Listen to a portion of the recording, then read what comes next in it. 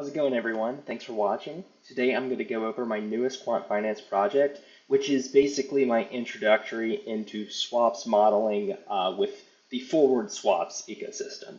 So first of all, why did I make this?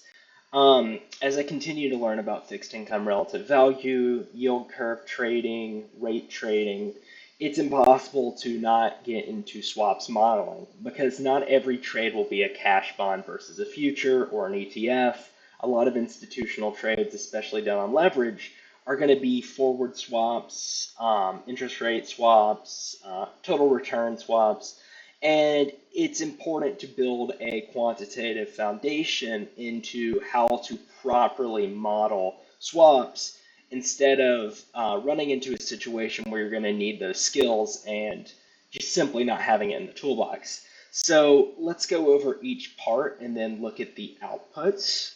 So the first one, there's only really one input that as a user you need to put in, which is from years 1 through 10, you put in the zero spot rate for the fixed income securities. So here we're just doing 4% and then just adding 10 basis points to it.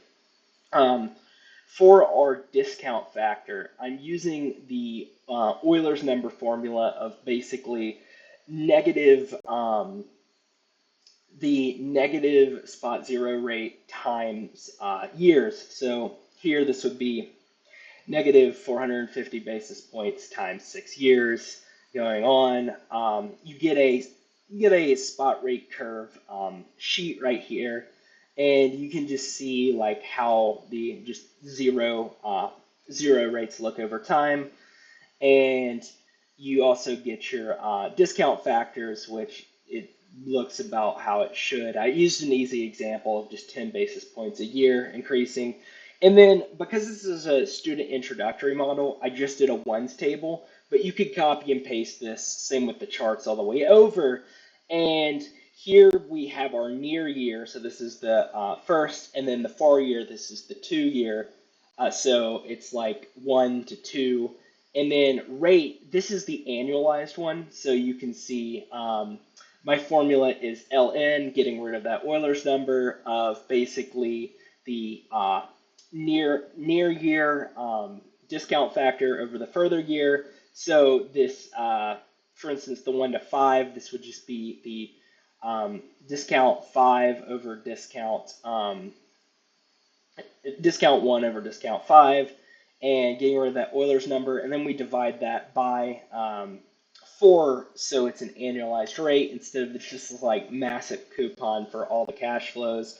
And then our swaps formula, I'm using the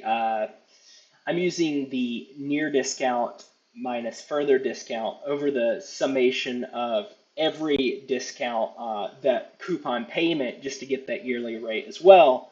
And we get this swap minus rate basis table. So this pretty much shows you like what the difference is between the swap rate formula and just the forward rate formula. And I model this right here so you can see the swap rate is rich to just the forward rate, and we can look at that basis, and we have this little curve going on here. And as the more I study about quant finance, I'll be able to dive into the significances of the basis between the swap rate and just the forward rate.